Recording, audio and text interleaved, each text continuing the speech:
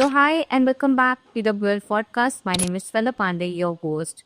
So, today we have Dr. Ram Kumar. He's a BDS and MDS and oral pre-cancer specialist.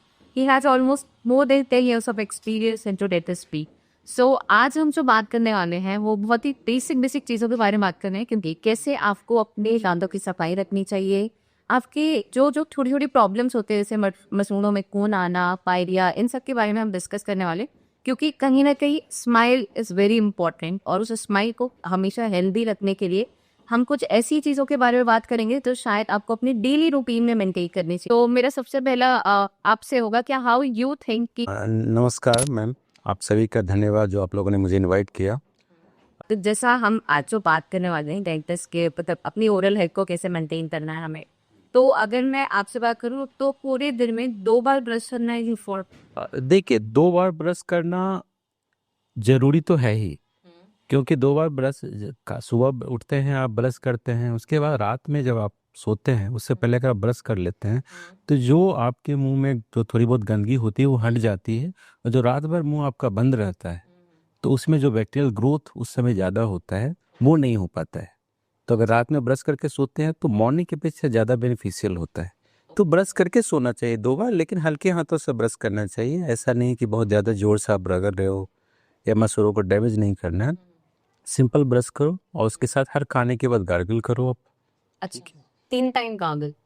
हर खाने के बाद gargle. Gargle का मतलब ऐसा नहीं कि आप कोई हाँ गर्म। गार्गल, सिंपल सा पानी, आप कुछ खाना खाते हो मुंह में आप पानी लो, ऐसे घुमाओ, उसको फेंको या उसको निगल भी सकते हो, है ना।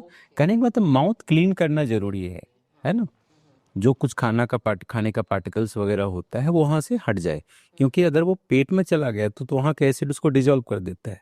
लेकिन अगर मुंह में वो फंसा रह जाता है तो आधे घंटे के बाद उसमें बैक्टीरियल कोलोनाइजेशन स्टार्ट हो जाता है, वो खराब होने लगता है और वो आसपास के हिस्सों को खराब करता है। हाँ आप मसूड़ों में जैसे खून आने लगता है जब वो या फिर बहुत जल्दी कभी ब्रश कर रहे हो या फिर कुछ ऐसा हो जाए कि अपनी सारी की जो मसूड़े हैं वो हल्का सा स्वेलिंग भी हो जाती है, तो उसके क्या कारण होते हैं?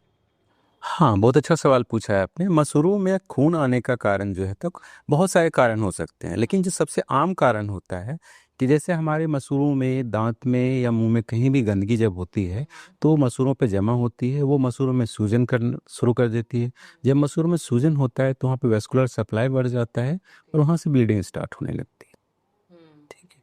और ये पेरियोडोंटाइटिस का शुरुआती स्टेज माना जाता है। जब यही इसको आगे आगे अगर बढ़ने से नहीं रोका जाए तो धीरे धीरे जो अंडरलाइन सपोर्टिंग बोन्स होते हैं वो भी डैमेज होने लगते हैं और दांत हिलने भी लग सकते इससे मतलब हैं।